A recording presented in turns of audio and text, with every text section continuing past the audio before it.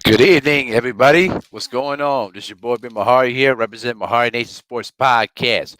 Salute the entire LDBC and the basketball community. You understand what I'm saying? Wanted to come down here, go on live, and talk about my review on the first two episodes of the ESPN 30 for 30 documentary called The Last Dance, which is basically the reflection and the feedback and a flashback to the Chicago Bulls' final championship season. You understand what I'm saying? As I see my brother's 88 Sports Talk in the field. Salute, brother. Phil, Phil J508. What's going on, brother? How you doing tonight, man? Hope you guys are doing all right. Understand what I'm saying? Um, I had the opportunity to take some notes of both episodes of both of the documentaries. You know what I mean? It was a really it was well built documentary to say the least. Most of the stuff that I watched was pretty much I already knew about off the rip. Because I read a lot of books, read a lot of articles, during that time, from journalists that were in there on the inside. You know what I mean? But I want to particularly talk about the Scottie Pippen contract for starters, because that in episode two was kind of like centered around the tension between Jerry Krause and the players. See, what happened in 1991 was Scottie Pippen signed a 7-year, $18 million deal in the 91 offseason. Okay.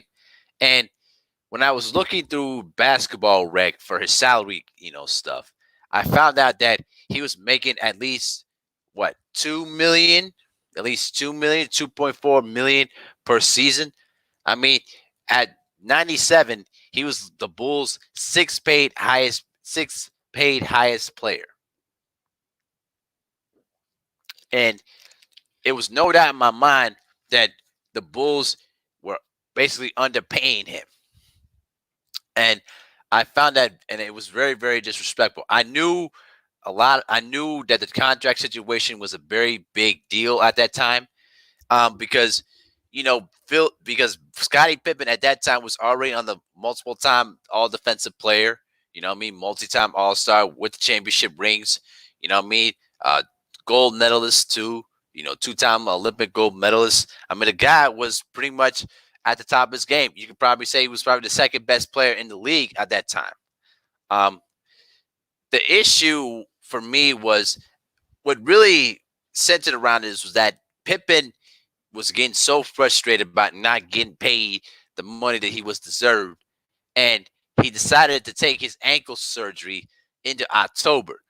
So let me put it like this: he injured his ankle. He injured a tendon in his ankle during the Eastern Conference Finals against Miami, and he played through it throughout the entire NBA Finals. Eventually winning the championship.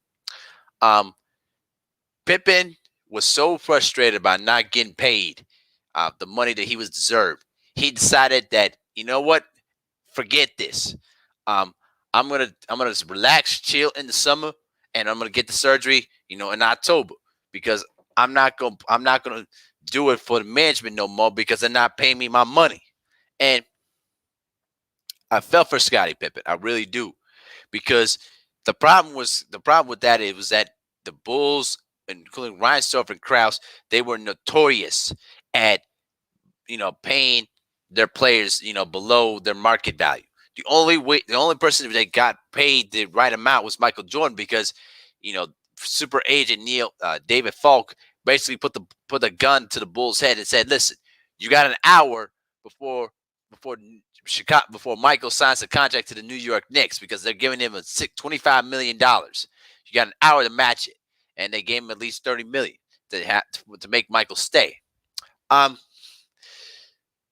here's my 2 cents about that.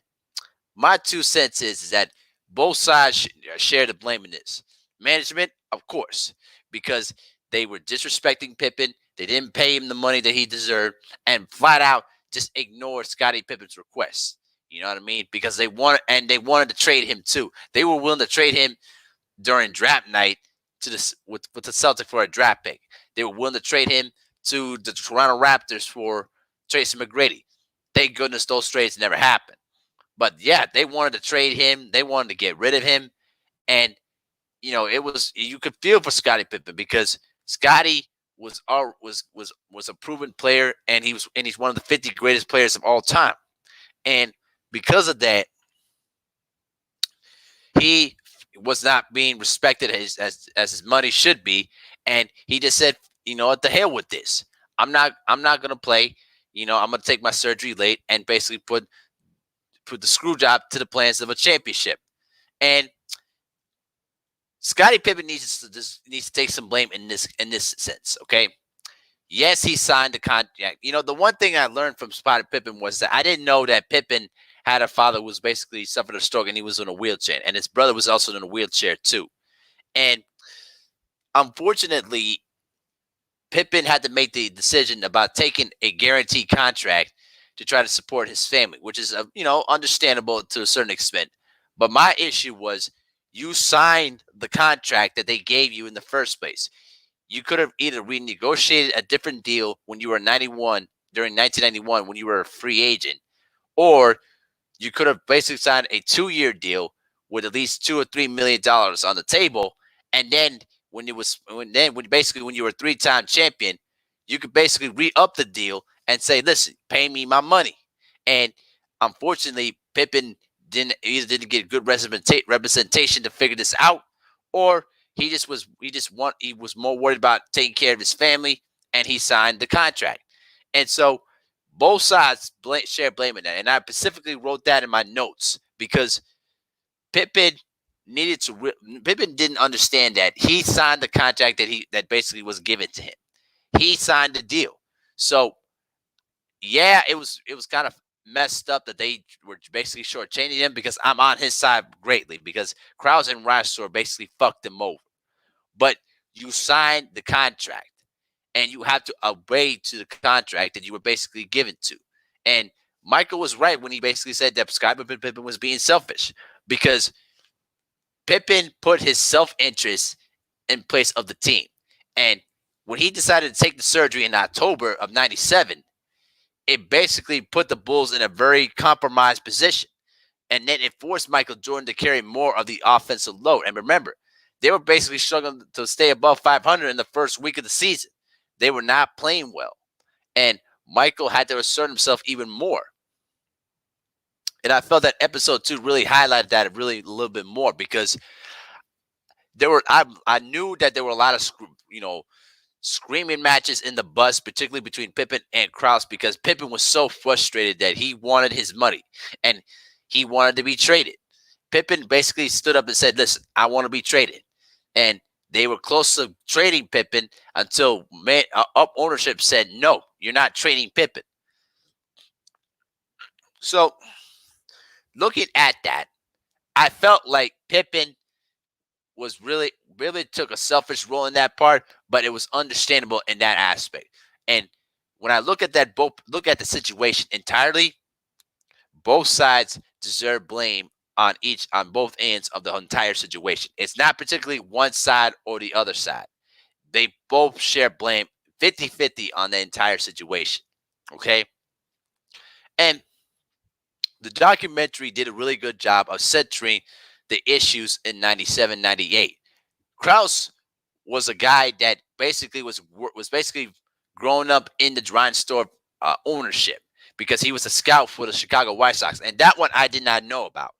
And what I did know about was there were people in the Reinsdorf organization that basically told Reinsdorf, "Don't bring in Krause, because Krause is an egotist and he's going to create problems with people." And unfortunately, Reinsdorf, didn't listen to that advice and brought in Krause as the general manager of the Chicago Bulls. Now, granted, as I see my brother Williams in the building, salute, brother. Granted, Krause deserves major credit for drafting Scottie Pippen and Horace Grant, two big draft picks that were the foundation of the first 3P team. Okay.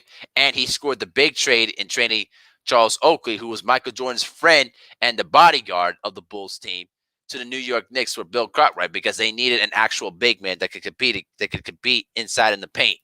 All right. They needed that. Now, Krause deserves major credit in being the architect of constructing that team. As I see Fracas and foremost in the building, salute brother. Ultimately, the egos of both Reinsdorf and Krause was the beginning of breaking up the entire team. There was no reason for this team to be broken up too early because they were still at their peak. Michael Jordan was still playing at a high level, and Michael flat out admit he wanted to play 1-2 more years. He wanted somebody.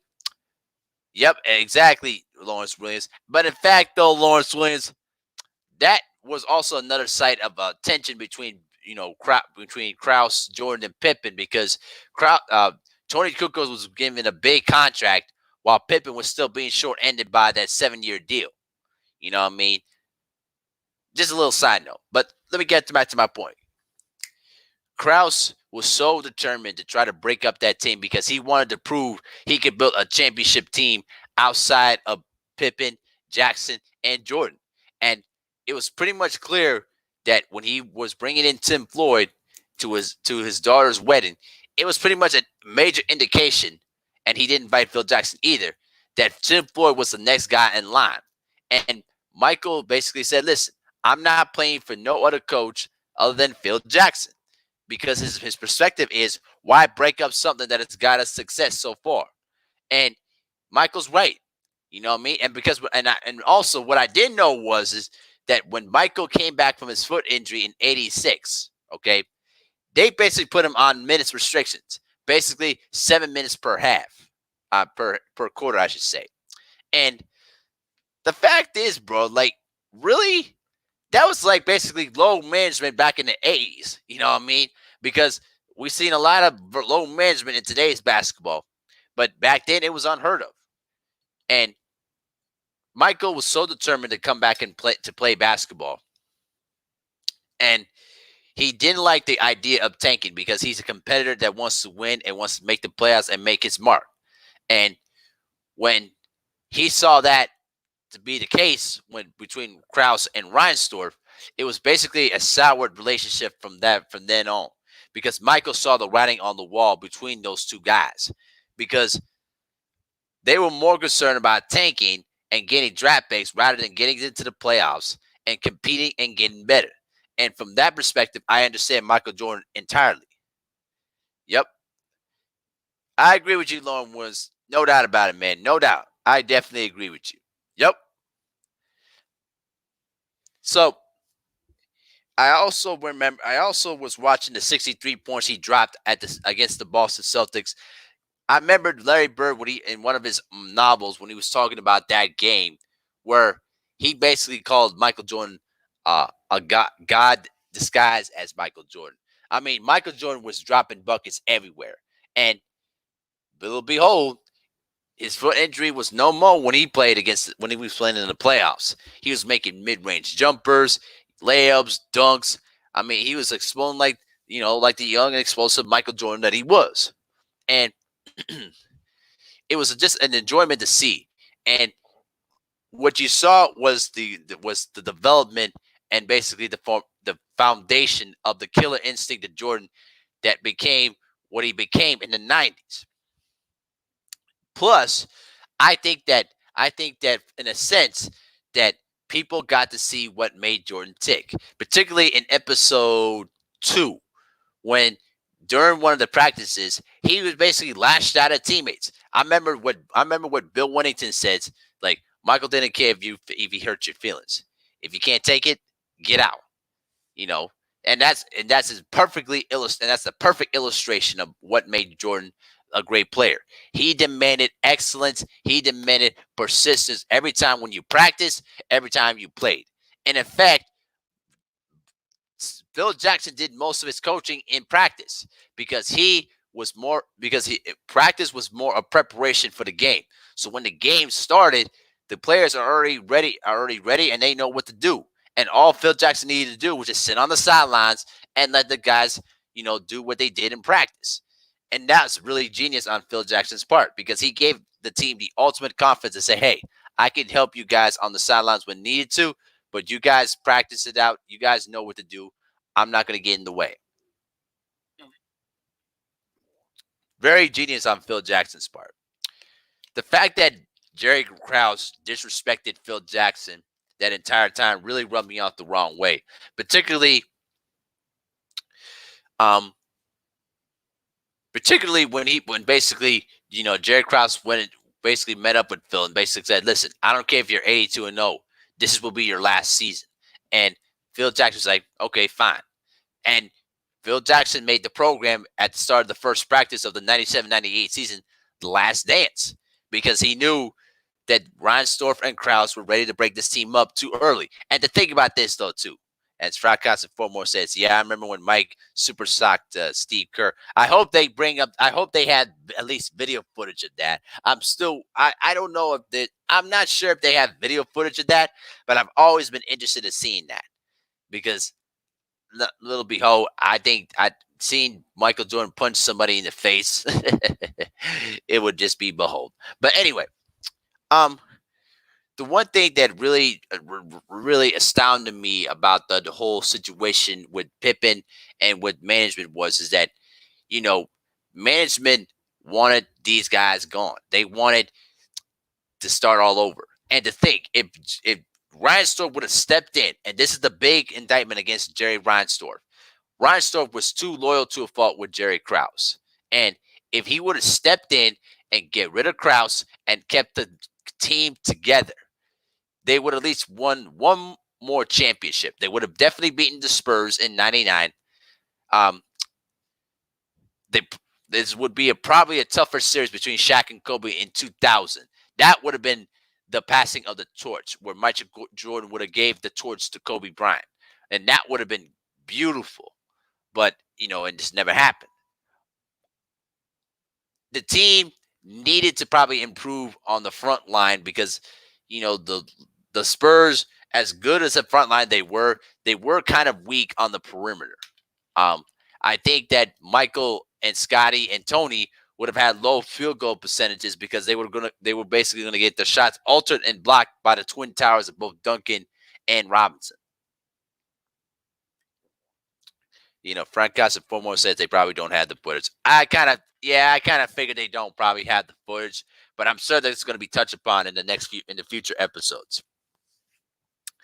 Speaking of which, they all in the episode 1, they even touched upon Michael Jordan's childhood when he was growing up in Wilmington, North Carolina.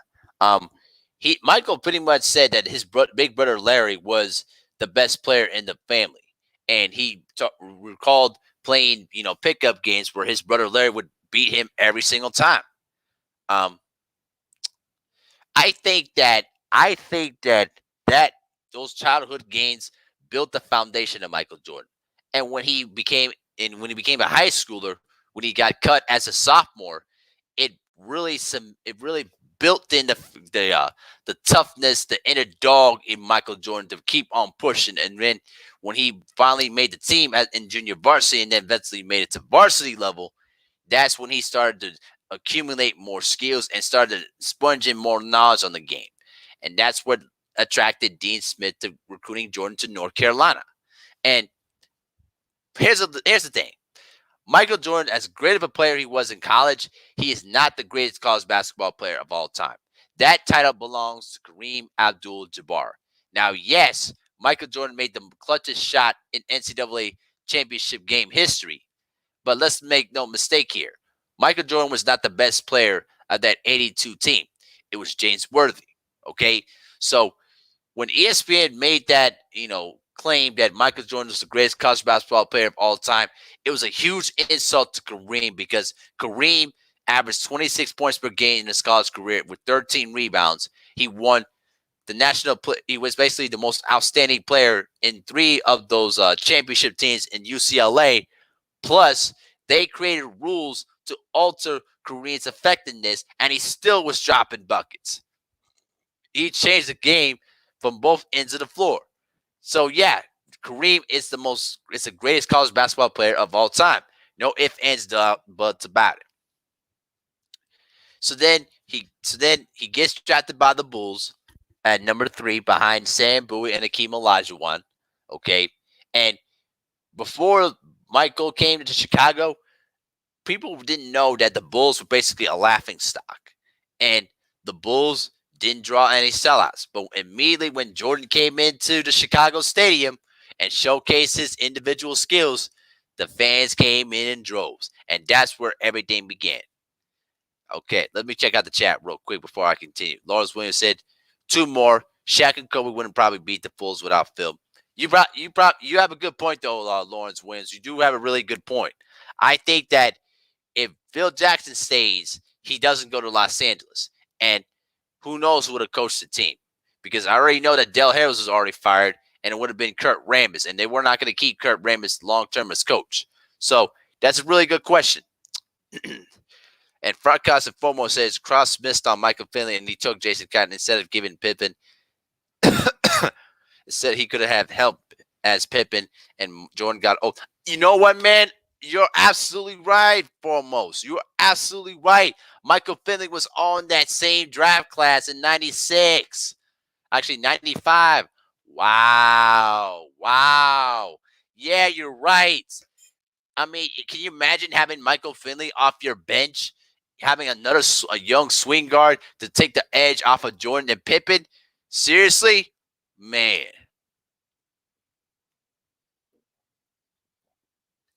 Man, bro, man, if I were GM, I would have basically swapped picks. That's what I would have done. And that's right, he is from Chicago. Yep, man. I totally forgot about that. Good point, Frank. Foremost, good point, man. But yeah, man, it was basically a well done episode.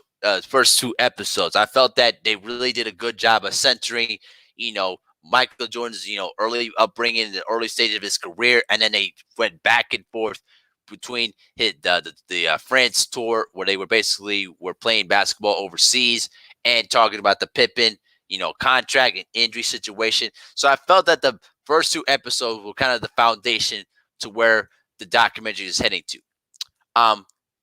Next week we're gonna be seeing the bad boy Piston rivalry dynamic, because that's very, very important to how the Bulls became the Bulls of the 90s. Because remember, the Pistons owned the Bulls from 1987 through 1990. Okay, so for 4 seasons, the Pistons have beaten the Bulls in the conference semifinals and twice in the conference finals.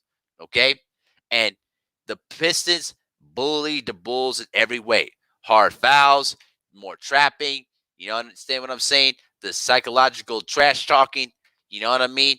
I mean, the Pistons bullied the Bulls for so long that it basically fueled the rivalry between Isaiah Thomas, Scottie Pippen, and Michael Jordan. And unfortunately, the rivalry also resulted in Isaiah Thomas being left out of the Dream Team.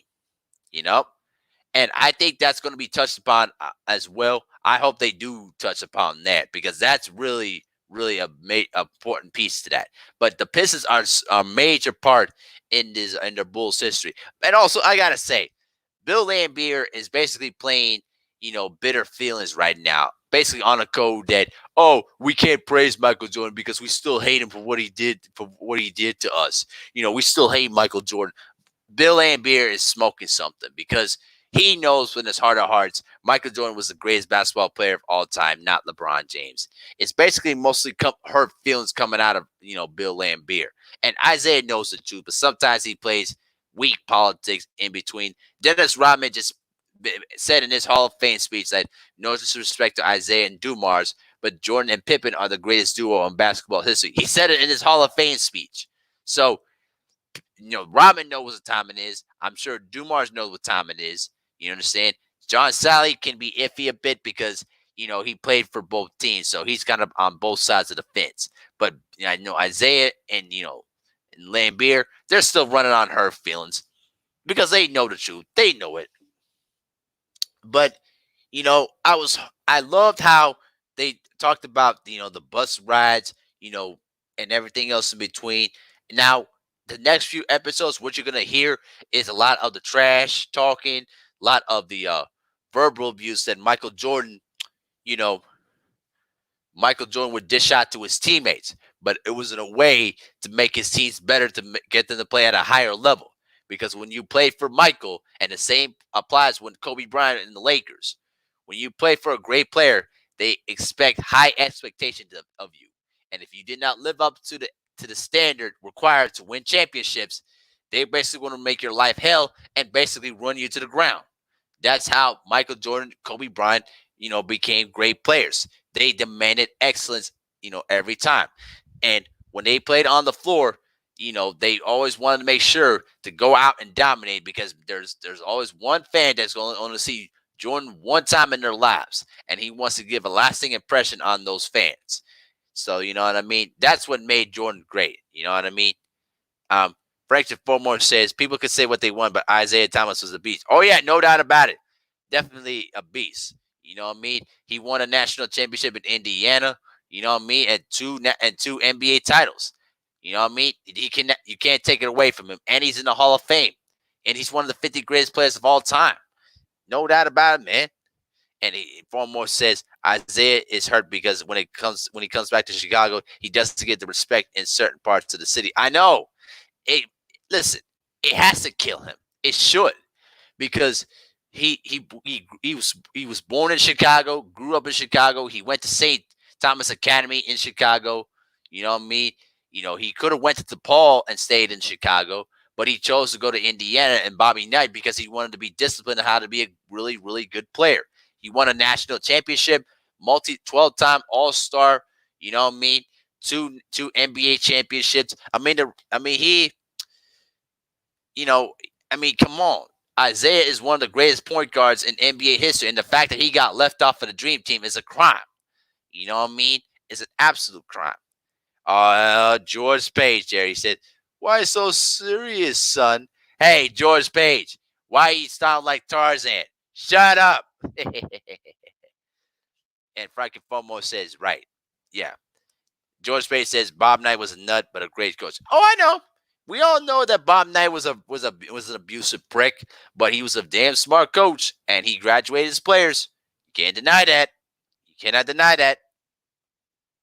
But yeah, I was very impressed about how the episodes were ran, and hopefully the episodes go on.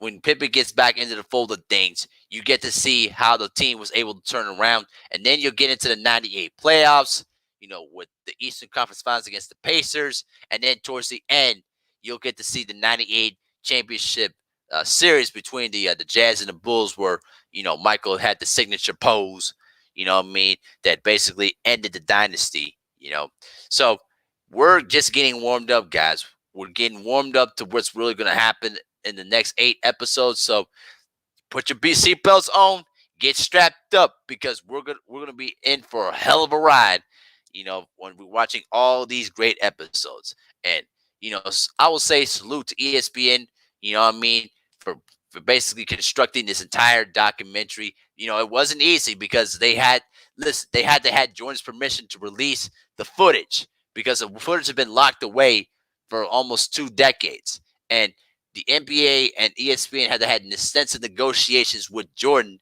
to release the footage. And when Michael originally declined to release the footage, but when LeBron kept running his mouth about saying that 2016 put him as the greatest player of all time, Michael basically said, we're going to release the footage now. We're going to put LeBron in his place. And that's where we got to see the footage of the entire 97-98 season. And Frank Carson foremost says, yeah, Pacers series was a tough series. No doubt about it.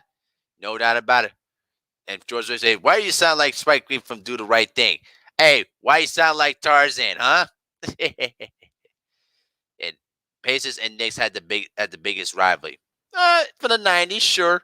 But you can't outlast the Bulls and the Knicks, which I'm sure they're going to get into, in the next few episodes there too, because that right there, the rivalry of the 90s between the Bulls and the Knicks, that was a rivalry.